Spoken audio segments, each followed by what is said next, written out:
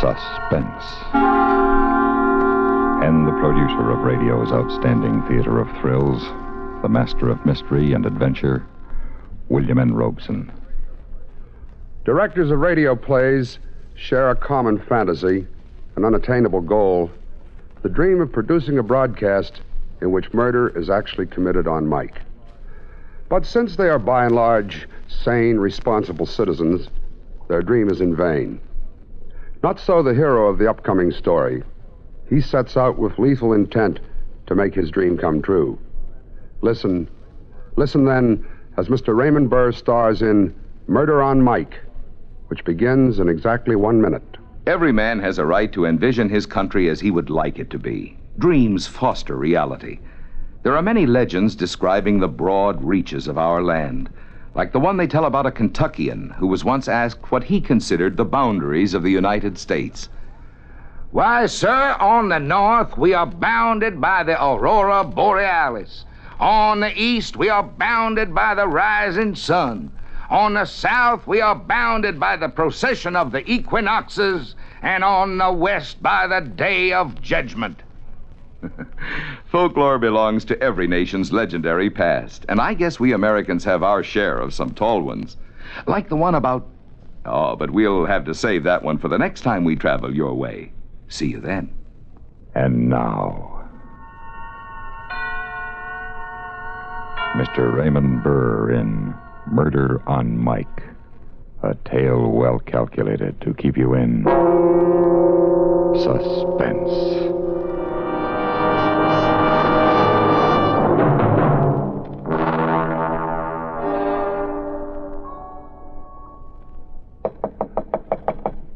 Yeah? Want to see me, boss man? Oh, yeah, Chris. Come in. Sit down. You hear the show Sunday? No. You should have. After I got through rewriting that closing scene, it really played. I'll bet. I don't get it, Chris. I don't make you come to rehearsals. You don't have to sit in the control room all day. The least you can do is listen to the show at home. Nothing in my contract says I have to. Well, listen to this playback.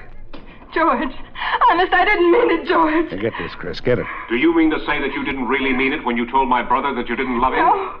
You forget, Doris, that I heard you, every word, while I was hiding behind the Davenport the night my mother was here. George, I beg you, don't do this thing. Put down the gun, George. This is only what you deserve. You tricked me for the last time, Doris.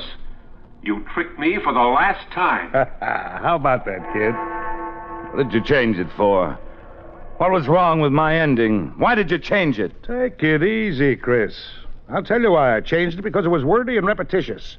Did it ever occur to you that maybe people are wordy and repetitious? Chris, I'm trying to tell you the scene, the way you wrote it, just didn't play. Just didn't play. That's right. Drag out all the trade cliches. It didn't live, it didn't play. You ran it up the flagpole and no one saluted it. Well, how did you ever get into this business? Whoever let you into a radio station? Chris, I think you need help. Help? Yes. Now, I know a good man, Freudian but liberal. Don't you tell me I need a psychiatrist. Let go of me. I said let go. You are nuts. You listen to me, boss man. For 2 years now, I've ground out a murder a week for you, week in and week out. A murder a week. I eat murder, talk murder, dream murder. And what happens? Every time I turn in a decent script, you chop the heart out of it. Your contract is up next week, Chris. You've only got one more script to do. Write it and get out. You'll get better than a script. You'll get everything you deserve. I'm going to show you what a real murder sounds like. I'm going to show you even if I have to kill you to do it.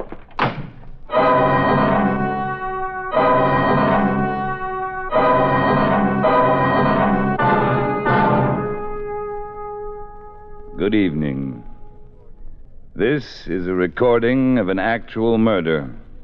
Not written, not rehearsed, but well and thoroughly planned.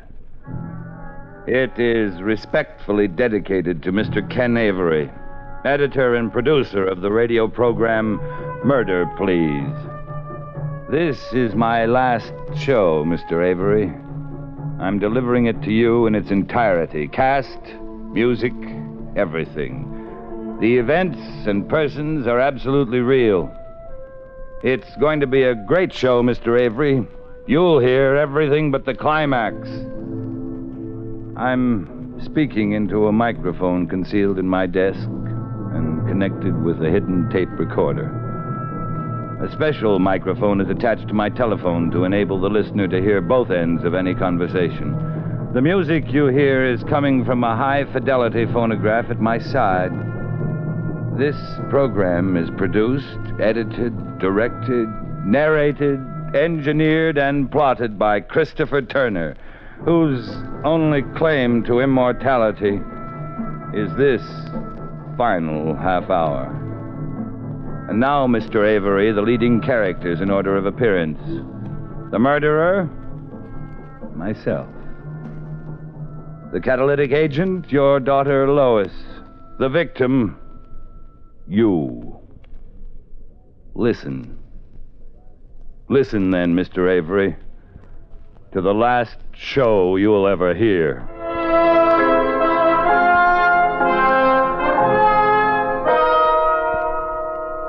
Murder, please.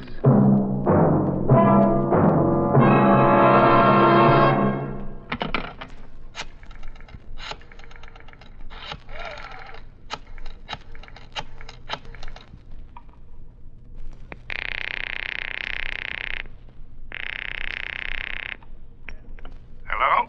Ken, this is Chris. What do you want? I hate to bother you at home, but I'd like to apologize for the way I acted this afternoon. Accept the apology. Ken, I'd like to talk to you about renewing my contract. How about dropping down to my office? Sorry, Chris, no go. I put up with you for 2 years now. Your temper tantrums, your insults, coming in stewed to the gills. 2 years of it was plenty. I've had it. I see. You won't change your mind? Not a chance. Okay, Ken. Thanks. Thanks for nothing.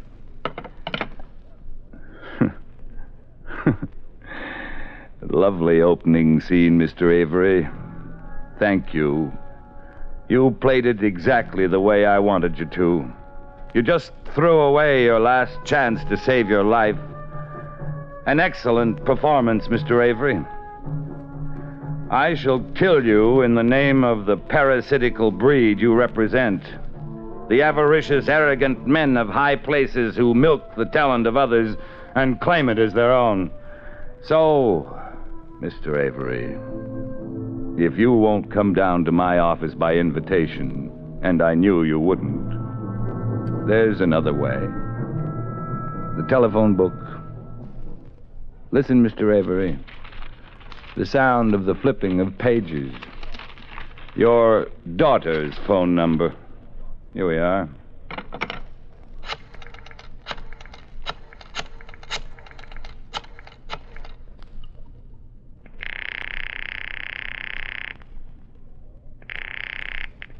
Hello?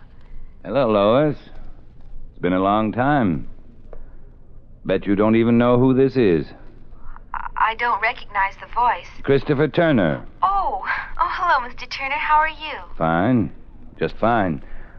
How do you like living alone?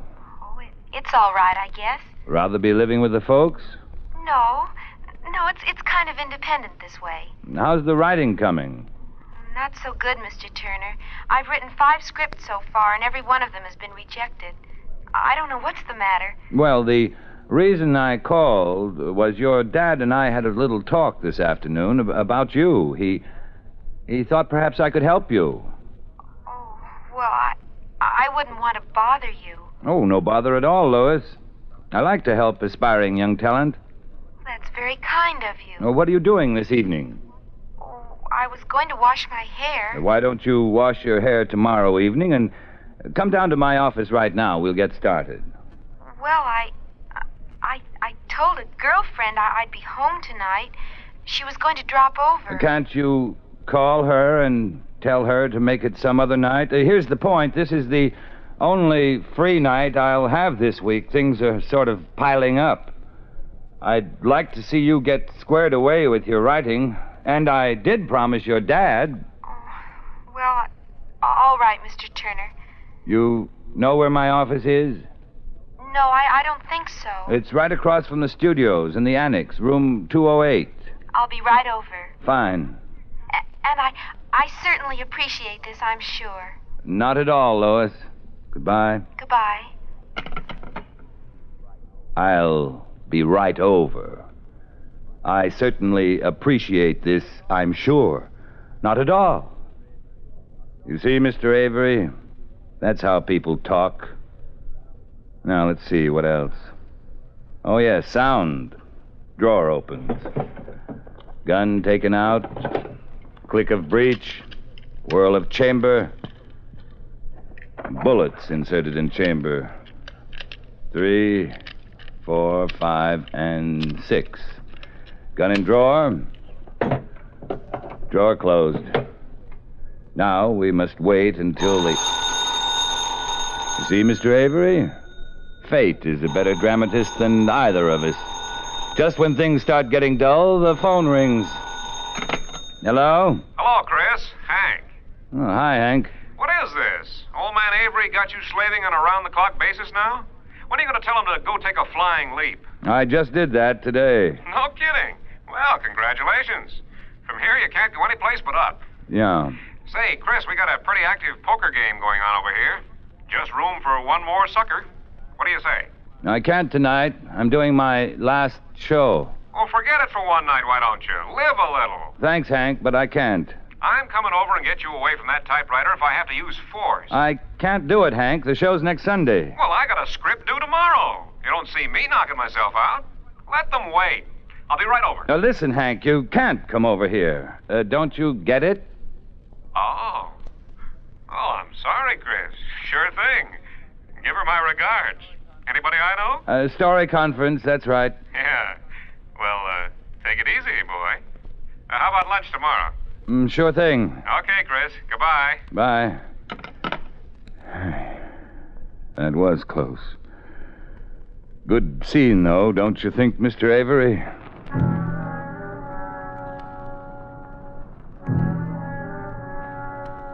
Your daughter, Mr. Avery, has just driven up in front of the building. She wears a cardigan sweater, tweed skirt, flat shoes. She's young and very pretty. A girl with everything to live for.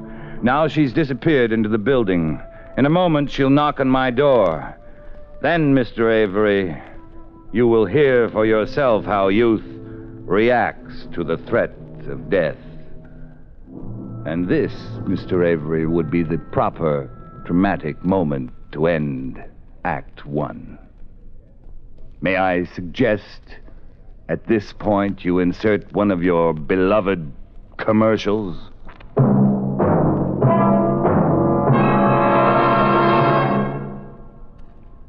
In just a moment, we continue with Suspense. Do you know the Social Security benefits to which you will be entitled when you separate from the service and take a civilian job? Here's a tip from Social Security. The basic idea of old age, survivors, and disability insurance is really simple. During working years, workers, their employers, and self-employed people pay Social Security taxes. The money is deposited in special trust funds.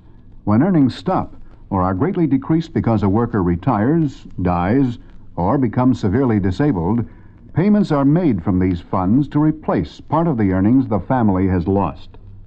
The amount of the benefit is figured from the worker's average earnings. The total payment can be as much as $254 a month for a family with several members collecting benefits. You can see how important it is for you to know just what the law requires you to do and what benefits it provides for you and your family. For more information, write to Social Security, Department 15, Hollywood 28, California, and ask for a free copy of Booklet 35 called Your Social Security. And now, we continue with the second act of Murder on Mike, starring Mr. Raymond Burr. A tale well calculated to keep you in suspense.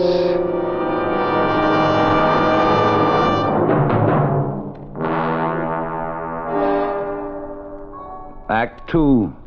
This is Christopher Turner once again, Mr. Avery, bringing you by transcription the first recording of an actual murder ever made specifically for broadcast. The setting, my office, the music, recorded, the time, night, the victim, yourself. Your daughter has just entered the building, and in a few seconds she'll be knocking on my door.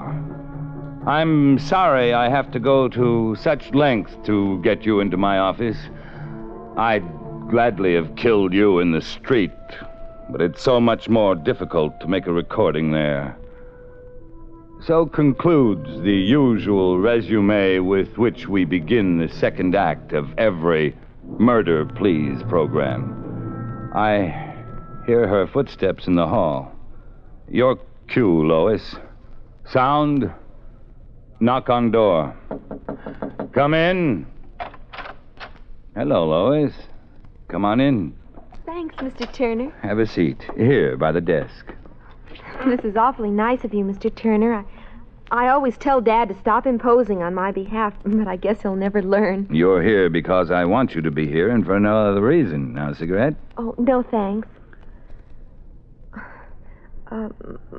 This is a nice office you have here. Oh, it serves just a hole in the wall, but quiet.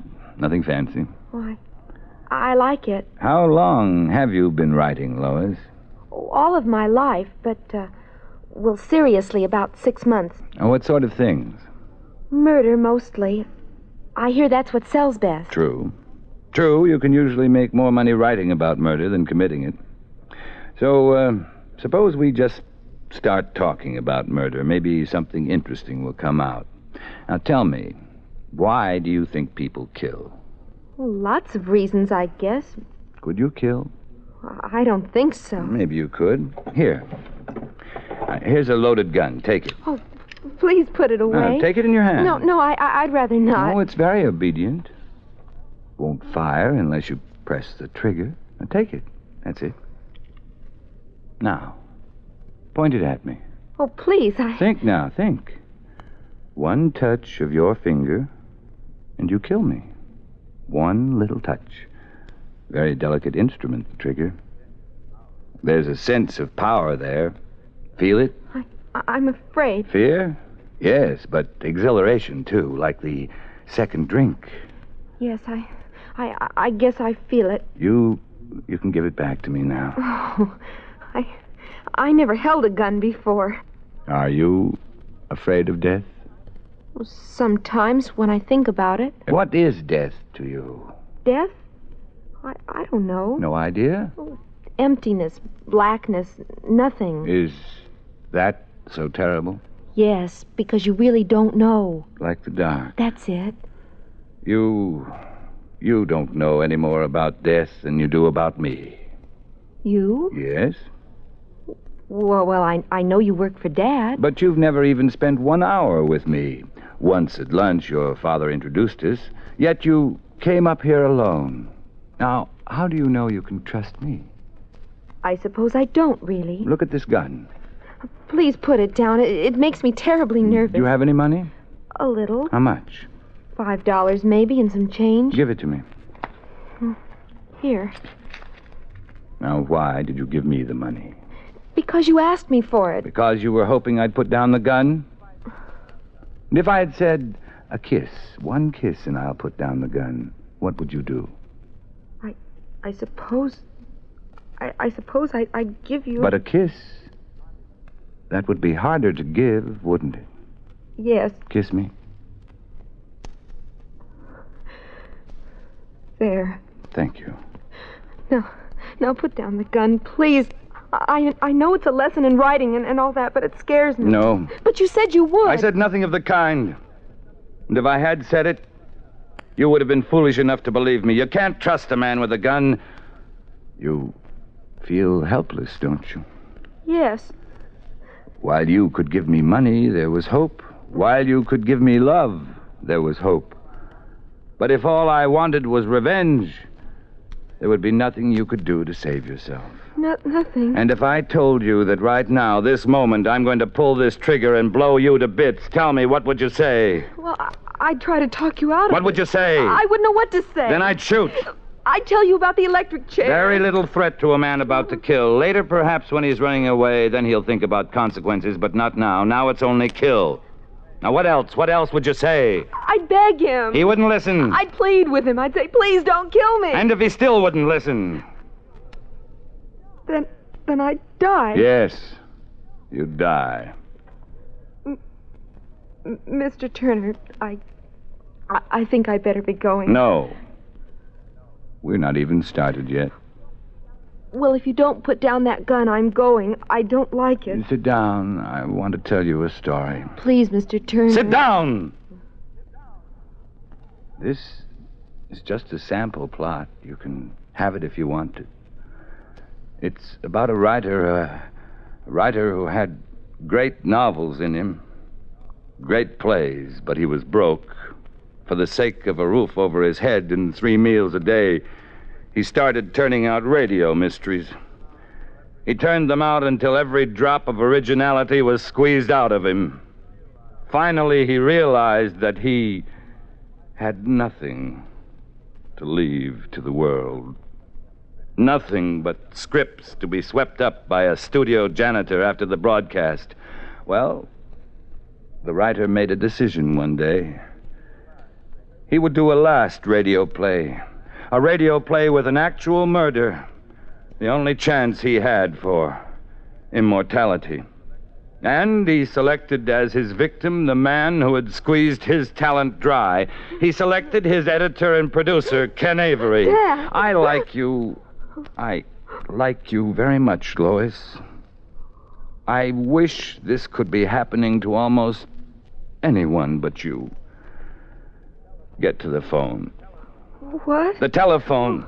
What for? To call your father. No, I won't do it. You'll call your father and you'll tell him to come down here. Now pick up the receiver. No, wait. I'll do it. Oh, please, Mr. Turner. Be quiet. Please.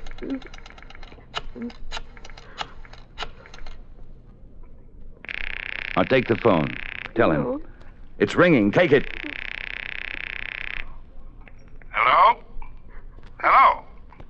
Dad? Lois? Lois, what are you calling at this time of night for? Something the matter? Dad, You want him to take you home. You don't feel well. Lois, something is the matter. Where are you? I'm at Mr. Turner's. Turner's? His apartment? His office. I don't feel well. Dad, Come and take me home. come and take me home. I don't feel well at all. Give me the phone. Hello, Ken? What's the matter with Lois, Chris? I don't know. She came up tonight to discuss some scripts she wrote, but she seems to be suddenly taken ill. You'd better come and get her. I'll be right down. Relax, Lois. We haven't got very long to wait. The script is nearly finished.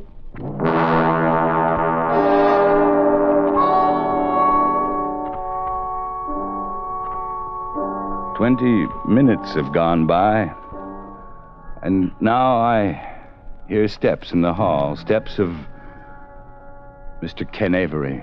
The climax, ladies and gentlemen of the listening audience, I produced for you. Mr. Avery will never live to hear it. Lois, are you... Sit down, Ken. What is this? Lois, what's been going on here? Tell him, Lois. He's going to kill you. He's going to kill both of us. Close the door. Chris, put that thing down. Somebody's liable to get hurt. Good line.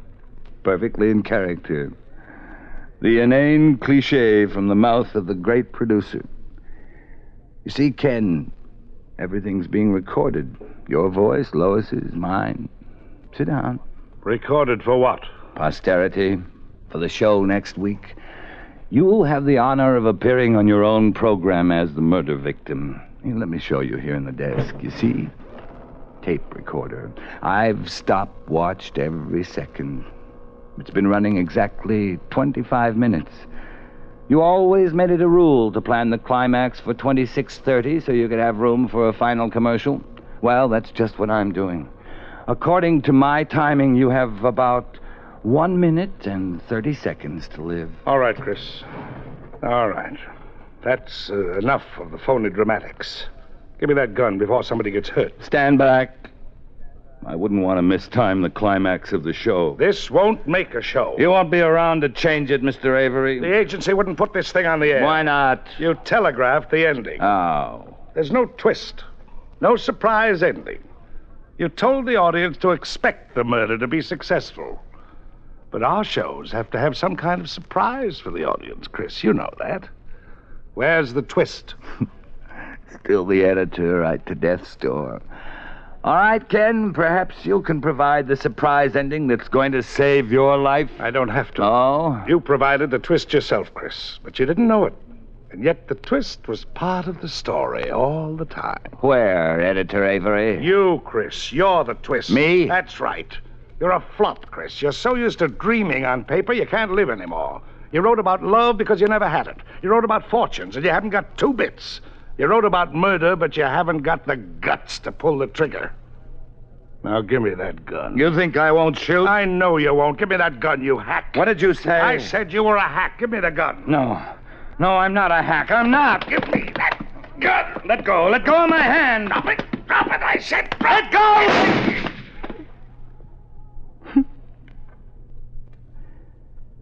You always have to change the ending. Oh, Dad. It's all right, Lois. Oh, Dad, take me home. We have nothing to worry about, Lois. The recording will clear us. Oh, take me home, please, Dad. As soon as I make sure what's on that tape. I'll rewind it to the beginning.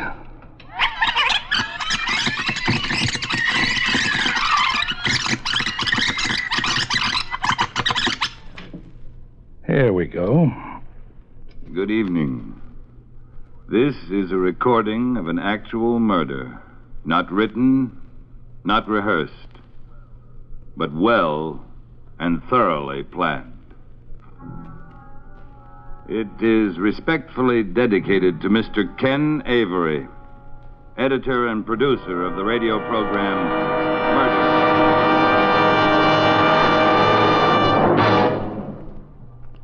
Suspense,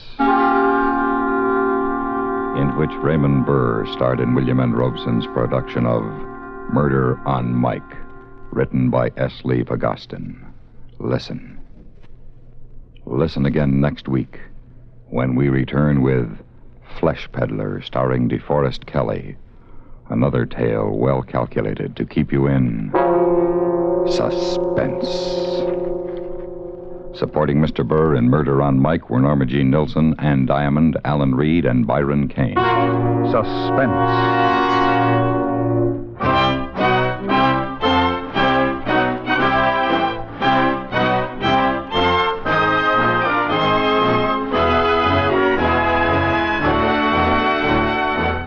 Suspense has been brought to you through the worldwide facilities of the United States Armed Forces Radio and Television Service.